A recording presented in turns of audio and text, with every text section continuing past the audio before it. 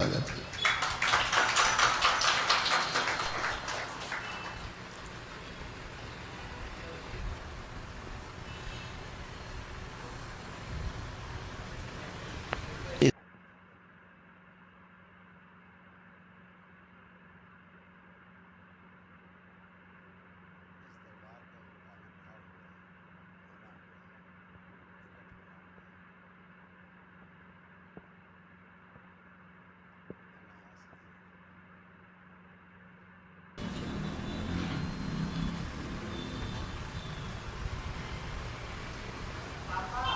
आज उसकी आवश्यकता है, पूरे विश्व को उसकी आवश्यकता है। पूरी पृथ्वी प्यासी है।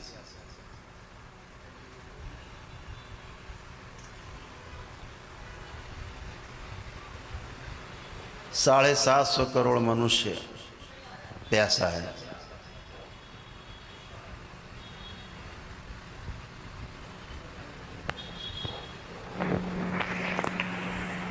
पूर्ण गुरु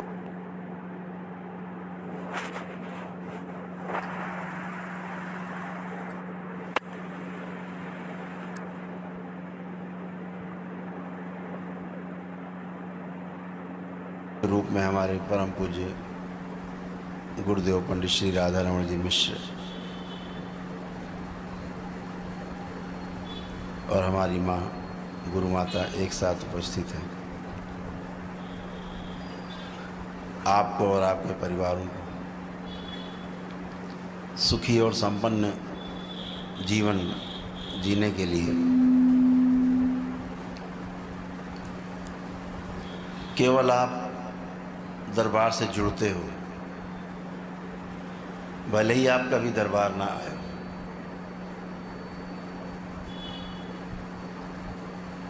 केवल आपने मोबाइल पर, टीवी पर केवल देखा हो, सुना हो, भजन सुने हो।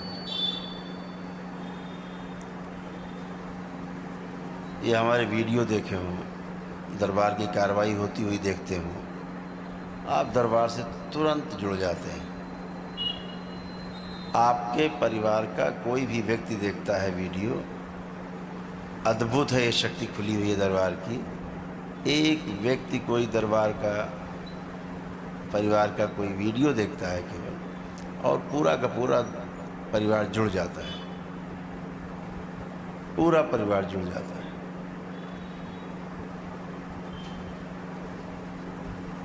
और फिर वो होता है जिसकी आप कामना करते हो, फिर वो होता है जिसे आप अपनी समस्या को जड़ से मान चुके होते हो कि अब ये तो कभी ठीक नहीं होगा, कभी अच्छे नहीं होंगे, वह भी अच्छा होने लगता है।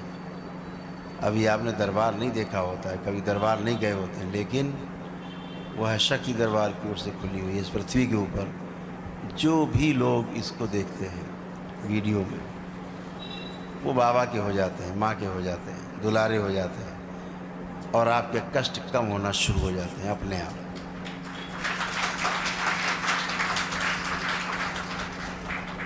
बीमारियां कटने लगती हैं और धुंध छटने लगती है, समस्याओं की धुंध धीरे धीरे छटने लगती है।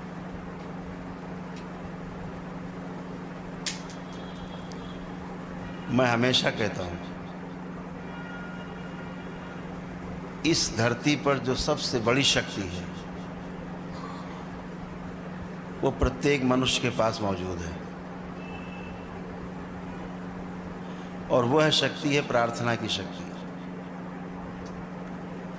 संकल्प की शक्ति।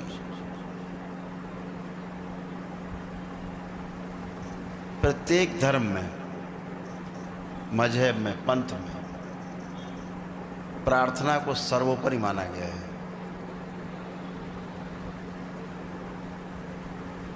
और एक बार नहीं, दिन में कई कई बार प्रार्थना करने के लिए नियम बनाए गए हैं। प्रार्थना से आप स्वस्थ होते हो, अच्छे होते हो, समस्याएं कटती हैं आपकी।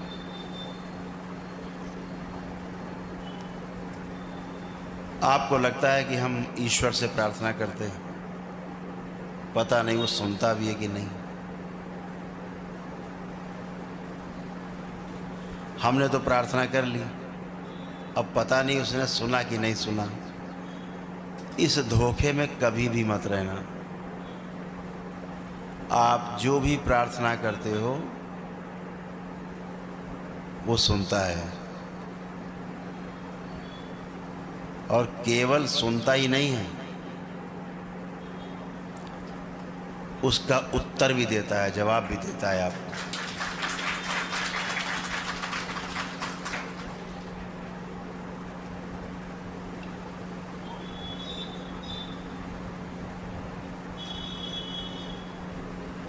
उसके कान नहीं हैं, फिर भी वो सब कुछ सुनता है। उसके नेत्र भी नहीं हैं, लेकिन वो सब कुछ देखता है।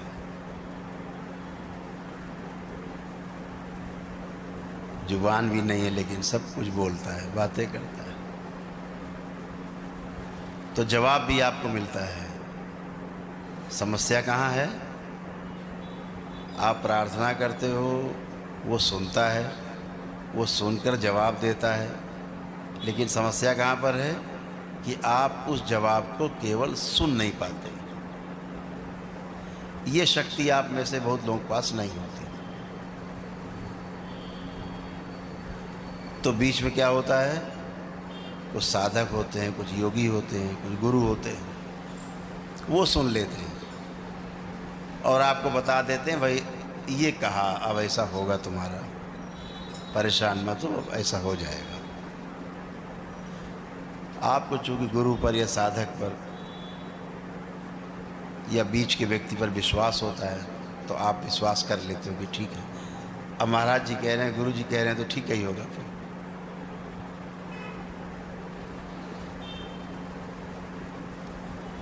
तो गुरु आपको सुन के बताता है, और जब आप गुरु के निकट जाते हो, आप और ज़्यादा निकट जाते हो, तो गुरु आपको धीरे धीरे इस लायक बना देता है कि आप उसकी बात सीधे सुन सकें। आप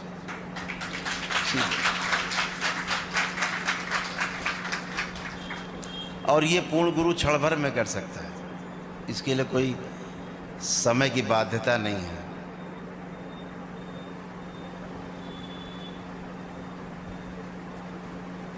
तो आप प्रार्थना करते हो, सुनता है, जवाब भी देता है। जितने भी रोग और कष्ट हैं, या स्वास्थ्य है, या संपन्नता, विपन्नता, कुछ भी है, सब आपकी स्मृतियों के आधार पर।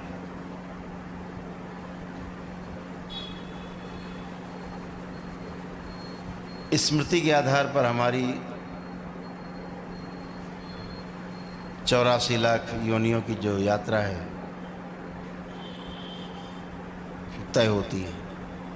इन्हीं स्मृतियों के आधार पर जन्म होता है हम सबका, और इन्हीं स्मृतियों के आधार पर मृत्यु भी होती है।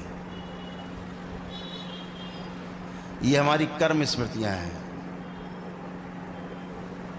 जिनके आधार पर हम जीने मरने के लिए बाध्य हैं। गुरु एक कृपा कर सकता है, पूर्ण गुरु, कि आपकी वो कर्म स्मृतियां काट के, नष्ट करके आपको उस कर्म बंधन से सीधे सीधे मुक्त कर सकता है। वो कष्ट आपके शरीर में नहीं आने देता। वो रोग, वो भोग सब कट जाते हैं, अन्यथा उसी रोग भोग में काटते काटते काटते काटते हरिहर हो जाते हैं।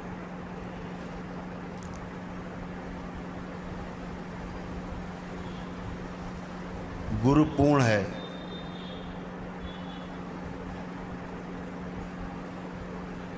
देवी देवता भी उसके आगे नतमस्तक रहते हैं, जो गुरु पूर्ण है। क्योंकि देवी देवता भी अभी पूर्ण होने के लिए प्यासे हैं,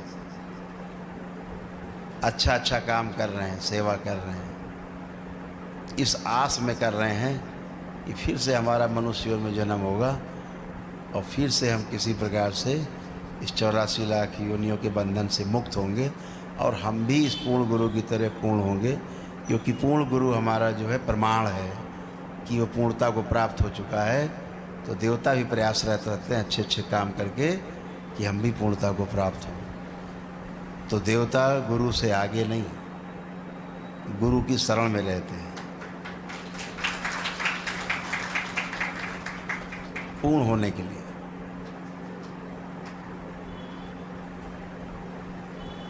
छह प्रकार के मनुष्य बताए गए।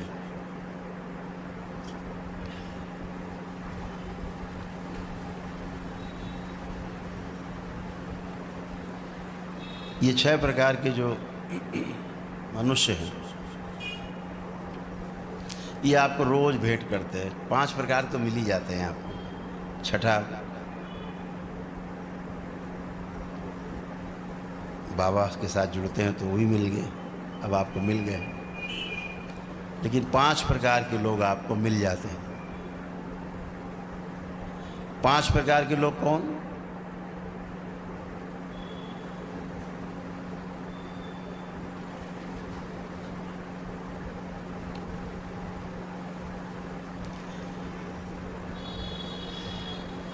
सबसे पहले पशु मानो। पशु पशु की तरह जीने वाला मनुष्य दिख जाते होंगे आपको सड़क पर। फिर राक्षस मानो, दूसरे का छीन के खाने वाले, दूसरों का हड़प लेने वाले, ये भी दिख जाते हैं।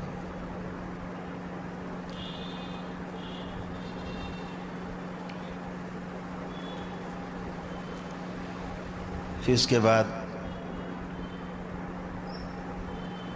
मानव।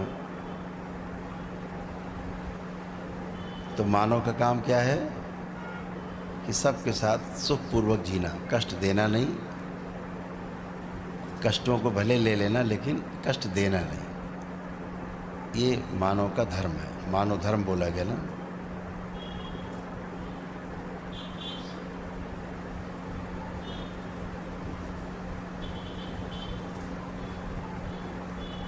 मनुष्य भी ऊपर उड़ जाते हैं, मनुष्य से भी, मनुष्यता से भी। तो देवता कहलाते हैं, तो देव मानव कहलाते हैं।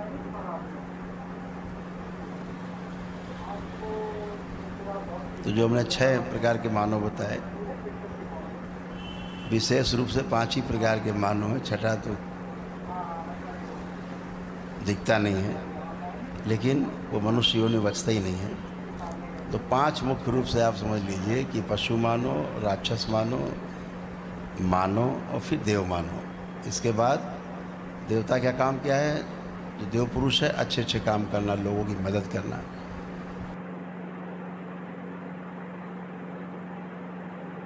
खिलाते हैं, वस्त्रहीन है तो वस्त्र देते हैं आप, दया दिखाते हैं आप। विद्या नहीं, विद्या उसको प्रदान करते हैं तो कृपा होती है।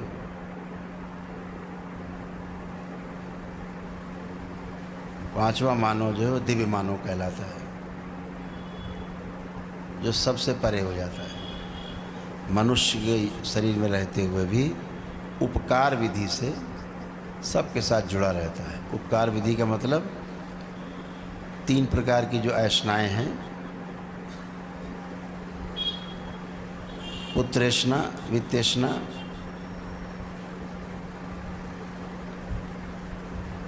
और लोकेष्णा। पुत्र की चाहत रखने वाले, वित्त अर्थात धन की चाहत रखने वाले, लोकेष्णा अर्थात यश की चाहना रखने वाले देवता कहलाते हैं। राजसी योग में ठहरे हुए व्यक्ति को देवता कहा जाता है। पुत्र की भी चाहत हो, धन की भी चाहत हो और यश भी मिले तो देवता कहे जाते। इन तीनों से परे हो जाए वो दिव्य मानव कहलाता है। कुछ भी नहीं चाहिए, तीनों नहीं चाहिए, ना यश चाहिए, ना धन चाहिए, ना ही कोई पुत्र। सब पुत्र ही पुत्र हैं, जितने जुड़ गए पूरे संघ में, संप्रदाय में, साथ में, भजन पूजा में, सब परिवार है। क्या चाहना?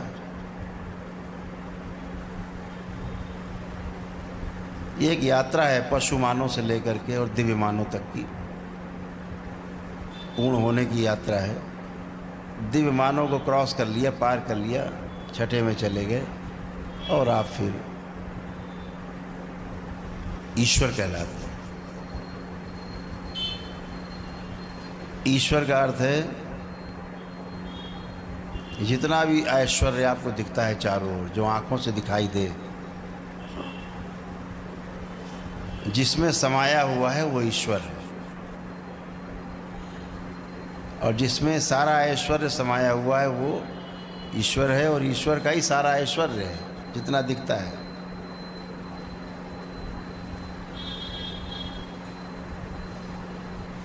यहाँ पे विभाजन होता है, यहाँ भी दो तरह की चीज़ें हो जाती हैं, एक विजुअल, दूसरी नॉन विजुअल। जो इन दो आँखों से दिखाई देती है वो वस्तु, और जो इन आँखों से नहीं दिखाई देती, दोनों आँखों से, वह वस्तु। दो वस्तु। लेकिन जो दिख रहा है, हम आप सब चल रहे हैं, फिर रहे हैं, मकान खड़ा हुआ है लोहे के, सीमेंट, मोरंग, गिट्टी, तमाम चीज़ों से मिल करके, कंक्रीट से ये पूरा स्ट्रक्चर खड़ा है। हमें इसके बारे में विश्वास है कि अरे ये तो कंक्रीट से बना हुआ है, ये नहीं गिरेगा, तो इस इत्मीनान से बैठे। अभी पता लगे भाई ये तो गिर सकता है, तो इधर तो कोई नहीं दिखेगा। एक विश्वास है। ये जो विश्वास है ये कहाँ रहता है? दिखता नहीं, ये तो होता है। दिखता नहीं, एहसास कर सकते हैं आप इसको, महसूस कर सकते हैं इसको। तो जो दो तरह की वस्तुएं हैं, दिखाई देने वाली और ना दिखाई देने वाली, जितनी दिखने वाली वस्तुएं हैं बनती और बिगड़ती रहती हैं। अभी पैदा हुए, बड़े हुए, बूढ़े हुए, मर गए, खत्म। अब एक वस्तु बनी 10 साल, 20 साल, 25 साल, 50 साल, 100, 200, 500 साल, 1000 साल जर्जर होते होते ख़त्म हो जाती, फिर से मिट्टी मिल जाती, फिर से नया सृजन होता है।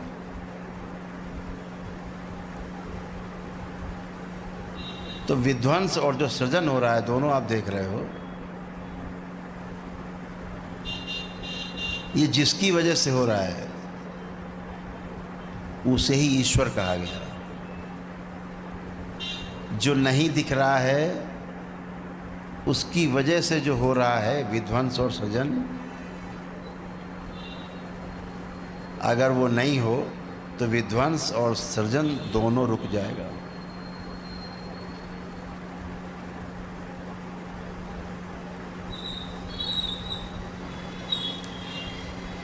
यहाँ से चंद्रयान 3 धरती से चंद्रमा के साउथ पोल पे स्थापित कर दिया गया। कल्पना करो बीच में ये स्पेस नहीं होता तो चंद्रयान वहाँ जा पाता? नहीं जा पाता। ये जो बीच में स्पेस है धरती और चंद्रमा के बीच में, या चंद्रमा के चारों ओर, या धरती के चारों ओर, या सूरज के चारों ओर, या हमारे आपके चारों ओर, या हमारे अंग प्रत्यंग शरीर के उनके चारों ओर जो स्पेस है, हम लोग उंगलियां ऐसे कर पाते हैं ना, तो इनके बीच में स्पेस है, इसलिए हम लोग इसको ऐसे से कर पाते हैं। स्पेस ना हो तो ऐसे ही खड़ी रहेंगे, कुछ नहीं कर सकते। तो उसके कारण सारी क्रियाएं जो चल रही हैं, सारी क्रियाएं हो रही हैं, सृजन भी हो रहा है, विध्वंस भी हो रहा है, पुराना मिट रहा है, नया बन रहा है, जो बन गया है धीरे धीरे जर्जर हो रहा है, नष्ट हो रहा है, फिर से नया बन रहा है। ये इसी स्पेस के कारण हो रहा है जिसे हम शून्य कह लेते हैं।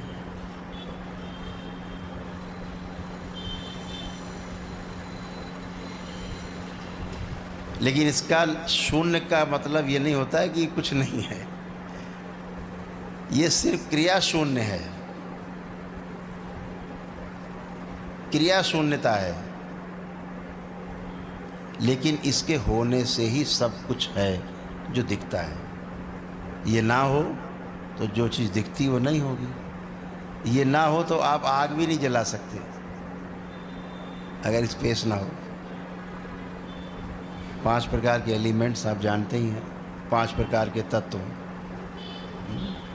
जिसे हम भगवान कहते हैं। शॉर्ट में कह दिया भगवान।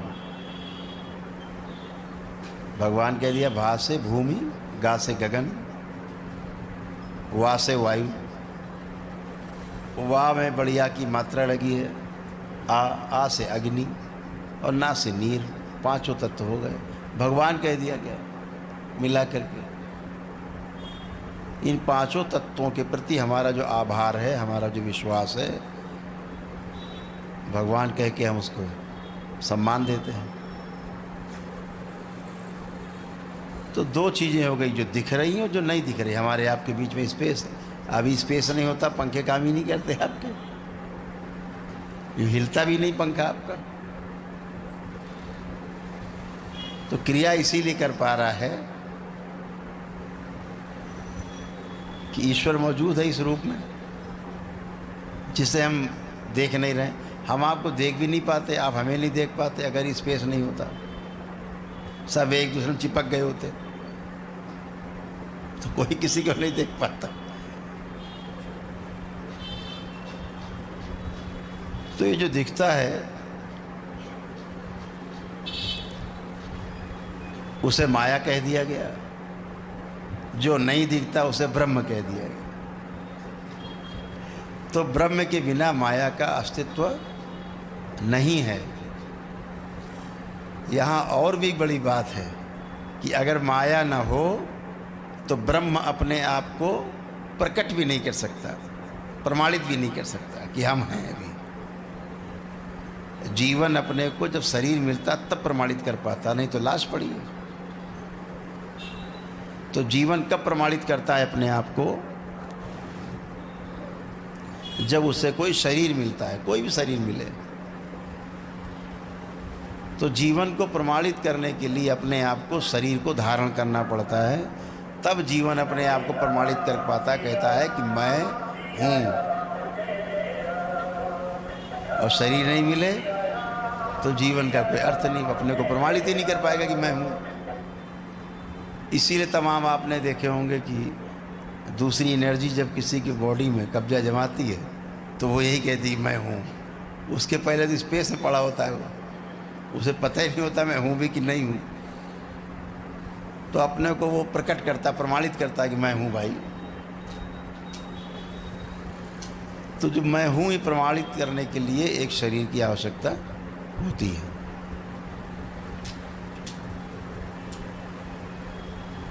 अभी हम भटकाव हमारे जो जीवन में है उसका सबसे बड़ा कारण ये है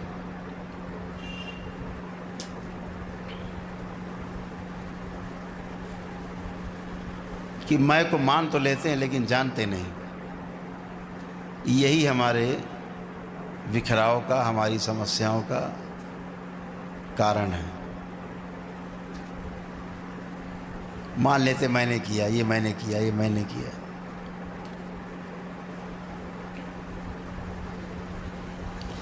एक एक श्वास जो आपकी आ जा रही है शरीर से, अंदर बाहर, अंदर बाहर, बाहर अंदर, एक एक श्वास का हिसाब है आपके कर्मों के आधार पर।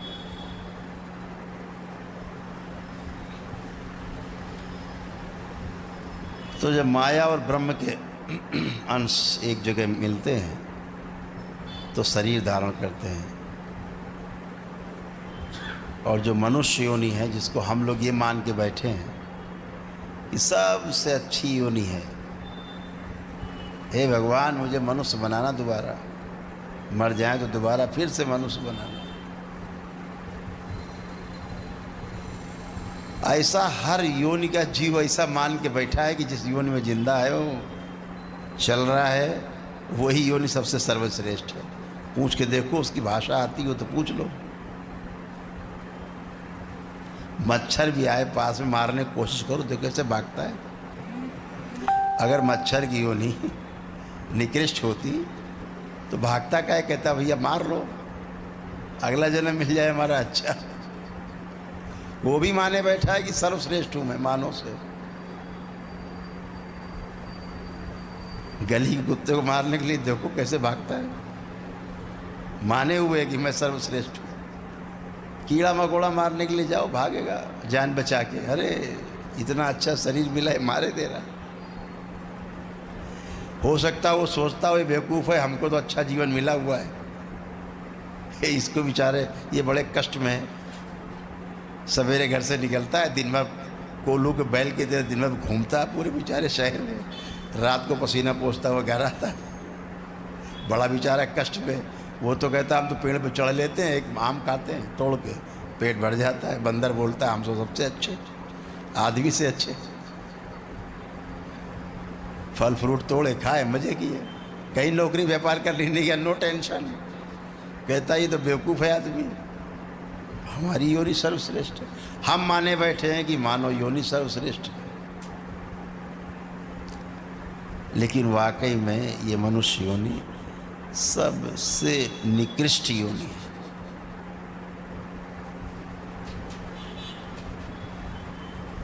सबसे निकृष्ट। निकृष्ट नहीं होती तो 84 लाख योनियों के बंधन से छूटने के लिए हम छटपटा नहीं रहे होते। ये सबसे निकृष्ट है, इसीलिए बहुत छटपटाते हैं, निकलो निकलो निकलो। आपने कभी भैंस को ध्यान साधना करते देखा?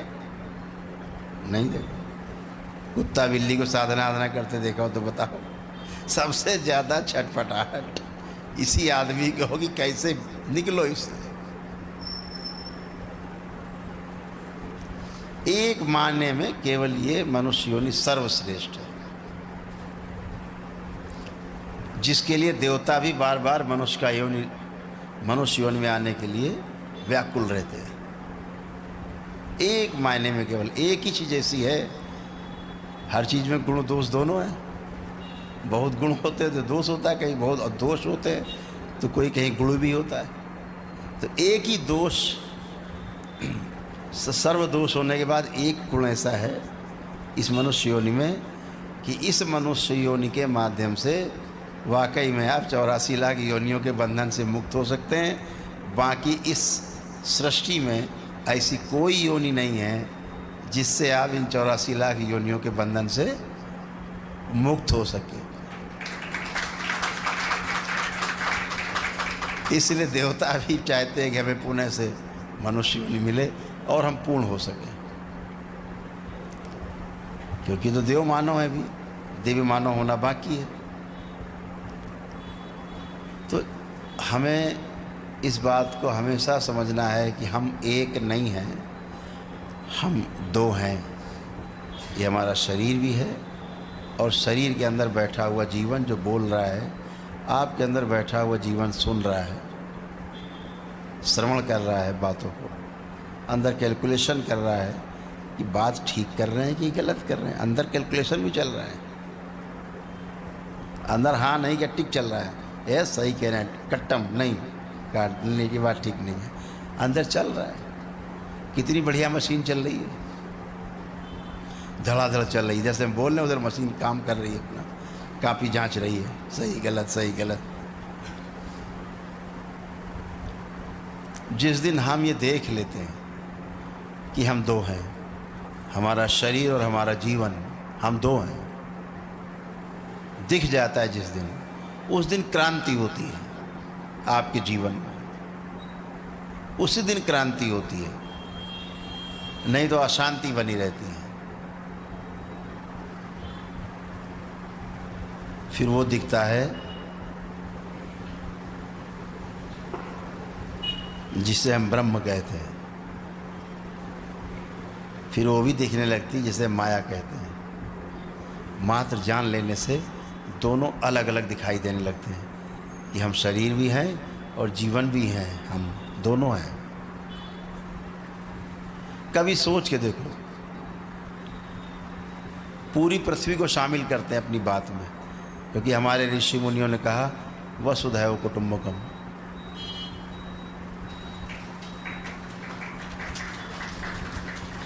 पूरी धरती में रहने वाला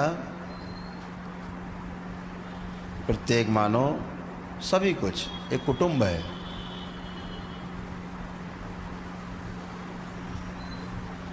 तो अगर फिर प्रश्न करो केवल अपने आप से कि हम सुखी रहना चाहते हैं कि दुखी रहना चाहते हैं, देख लीजिए, यूनिवर्सल क्वेश्चन है और इसका आपके पास यूनिवर्सल आंसर भी है। ऐसा कोई व्यक्ति यहाँ बैठा है जो दुखी रहना चाहता है?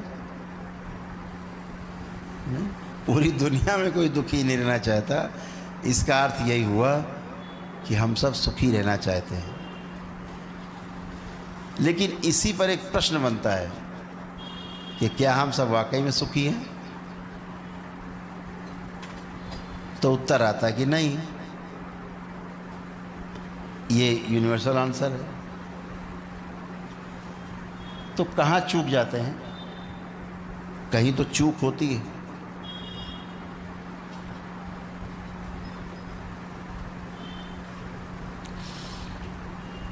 चूक तभी होती है हम अपने को माने बैठे रहते हैं सर्वश्रेष्ठ, अपने को शरीर मान के जीते हैं तो जानवरों की तरह जीते हैं, और जब अपने को जीवन मान के जीते हैं तो मनुष्य की तरह जीने की कोशिश करते हैं।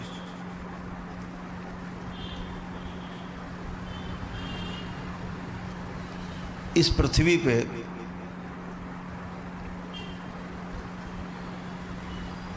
स्मृति का विज्ञान कोई नया नहीं है,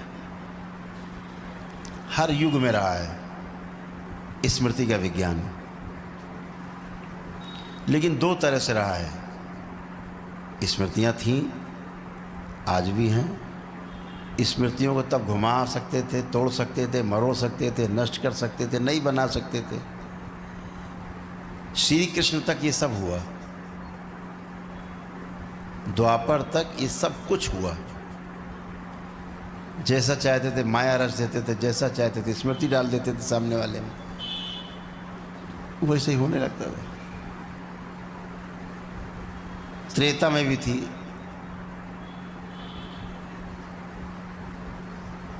भगवान राम वन गमन हुए, जब वन की ओर गए, वन में गए, जब खरदूषण से युद्ध हुआ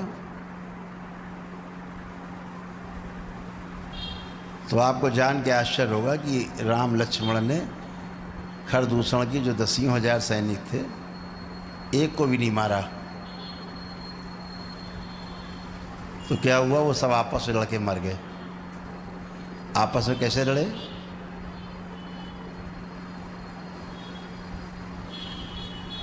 राम के पास उनके गुरु वशिष्ठ मुनि की और विश्वामित्र जी की दी हुई विद्या थी। उन्होंने उस विद्या का प्रहार किया तो खरदूषण के जितने भी सैनिक थे वो एक दूसरे को जब देखते तो उन्हें राम दिखाई देते थे। जब सब देखें सब में राम दिखाई दे, जो सामने आ जाए उसमें राम मारो, उसको उसमें राम दिखाई दे के मारो। तो आपस में ही लड़ मर के सब मर गए। खरदूषण को राम लक्ष्मण ने मार दिया। ऐसा स्मृति का खेल था। ये दरबार में हम भी बहुत करते थे, जहाँ दरबार के लोग बैठे हुए हैं, बहुत लोग पुराने लोग, ये तो हम दरबार में अक्सर किया करते थे। किसी एक की स्मृति हम 3-4 में डाल देते थे। वो जो 3, 4, 5, 10 होते थे वो सोचते थे मैं वही हूँ और मैं तो वही हूँ। अब जो असली होते थे वो तो गायब हो जाता था। जो हम स्मृति डाल देते थे कि तुम लीलाधर हो तो 10 के 10 समझते थे हम लीलाधर हैं। तो जो असली वाला लीलाधर होता था, जो अपने कमरे में सोने जाता था, तो 10 लीलाधर पहले वहाँ बैठे रहते थे। तो तुम कैसे आए, तुम यहाँ कहाँ? वो कहता था मेरा कमरा है। वो कहते पागल हो तो हमारा कमरा है। और चश्मा वश्मा मोबाइल वोबाइल भी छीन लेता थे लीलाधर असली वाले का। इधर लाओ, ये मेरा चश्मा कहाँ लिए घूम रहे हो तुम, मेरा मोबाइल कहाँ लिए हो, इधर रखो। कपड़े पहन लिए मेरे, कपड़े उतार के रखो। तो स्मृतियाँ ऐसे काम करती, जैसे श्री कृष्ण करते थे तमाम गोपिकाओं सब में डाल दिया कि मैं तुम्हारे साथ हूँ, सबके साथ हूँ। और 16,000 गोपिकाएं सब समझ रही कि कृष्ण हमारे ही साथ में है। बताना मत किसी को कि तुम्हारे पास हम आए थे, लेकिन वो जान रहे कि मेरे पास आए थे और गए कहीं नहीं। रास लीला सबके साथ हुई, लेकिन गए किसी के पास नहीं। स्मृति डाल दी, अद्भुत। तो ये सब होता रहा है युगों में, लेकिन कलयुग में पहली बार ये करौली शंकर महादेव के धाम में ये रहस्य खुला।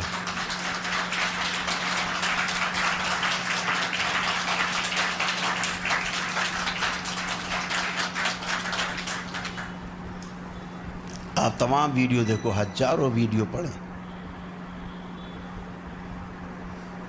स्मृतियां जीने नहीं दे रही हैं, जीने नहीं देती। कैसे कैसे खेल खिलाती स्मृति, कैसे कैसे खराब खराब गंदे गंदे। आप हटा दो स्मृति नष्ट, उसकी जगह सही स्मृति, आदमी अच्छा सोचता। अभी आपको हम यहाँ करके दिखाएंगे, जो लोग नए लोग बैठे हैं ना, उसका अनुभव भी करेंगे, सारे अनुभव करेंगे। पुरानों को तो अनुभव है, नए लोग भी होगा कि स्मृति कैसे काम करती है।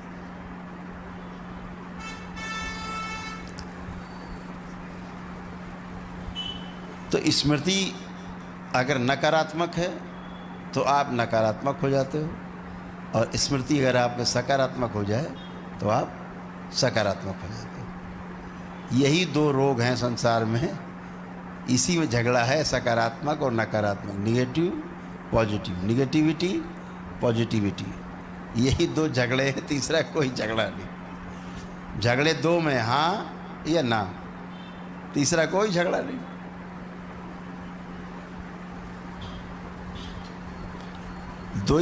दो ही है ना अक्षर, हाँ ना, इसके अलावा कुछ है ही नहीं संसार। बाकी तो कहानी है, बाकी तो स्टोरी है। झगड़ा इतने में हाँ में ना में। तो स्मृतियाँ हमारी अगर अच्छी हों, हमारे महापुरुषों ने बहुत प्रयास किए, पता है आपको क्या क्या प्रयास किए, किस लिए प्रयास किए कि हम सकारात्मक बने रहे। सबसे पहले 16 संस्कार बनाए हमारे ऋषि मुनियों ने, और इस 16 के 16 संस्कारों का एकमात्र उद्देश्य है, एक ही उद्देश्य है, और वो उद्देश्य है कि कैसे हमें अपनी पितरों की स्मृतियों से मुक्ति पाना है। वो नहीं आने पाए। 16वां संस्कार जो होता है, अंतिम संस्कार जिसको बोलते हैं, आखिरी वाला, वो चिता पर होता है। वहाँ पर भी वो क्रिया की जाती है कि ये जो देख रहा है, जो मर गया है लेकिन देख रहा है कि मेरे साथ क्या हरकत हो रही है, मोह टूटे किसी तरह से। मोह टूटे तो स्मृतियाँ न रहने पाएंगी, पितृ अपनी स्मृतियों के साथ विदा हो जाएगा, लेकिन पितृ है तो उसकी स्मृतियाँ रहेंगी। कभी कभी पितृ चले भी गए तो स्मृतियाँ छोड़ जाते हैं। तो पितृ मुक्ति जो है हम कराने में कंजूसी करते हैं, उधर हमारा ध्यान ही नहीं है, सारा ध्यान मस्ती में है। सोचो एक ना एक दिन सबको मरना है, लेकिन मरने के बाद अगर फंसे रह जाओ, जीवन चक्र में आगे ना जाने पाओ, तो कैसा लगे? फिर आप डंडा करोगे, किसी की उंगली करो, किसी की सुई चुभोगे, वो होगा।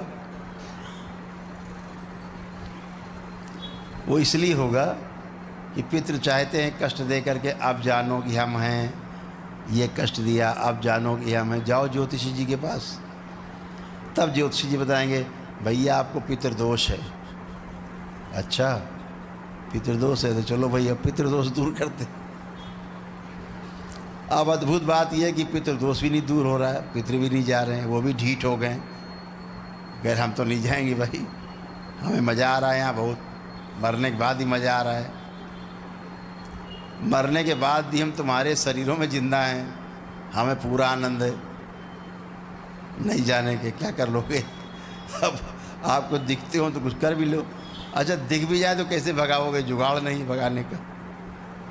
शरीर है तो ढकेल दो आप कहीं, ये चले जाओ भाई। जीवन को क्या करोगे?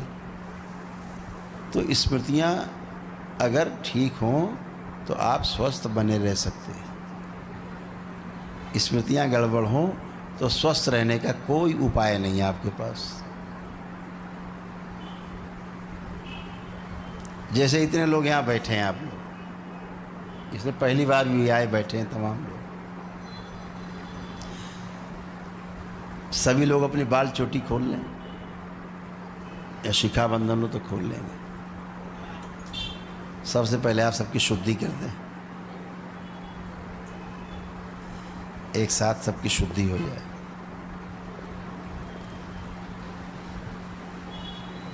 हेलो, अपने अपने बाल चोटी खोलेंगे। जो क्लिप या क्लचर या रबर बैंड कुछ लगा हो तो उसको खोल देंगे पूरी तरीके से, बाल पूरी तरीके से खोल देंगे। और किसी ने चश्मा आदि पहन रखा हो तो चश्मे उतार देंगे।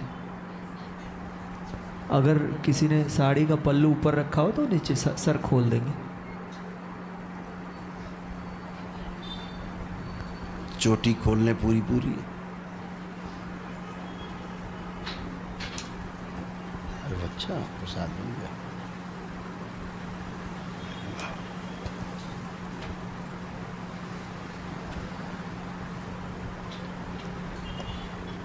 सभी लोग बाल चोटी खोल के और अपने अपने नेत्र बंद करेंगे। हाथ अलग अलग रखेंगे अपने पैरों पे अलग अलग, और नेत्र बंद करें।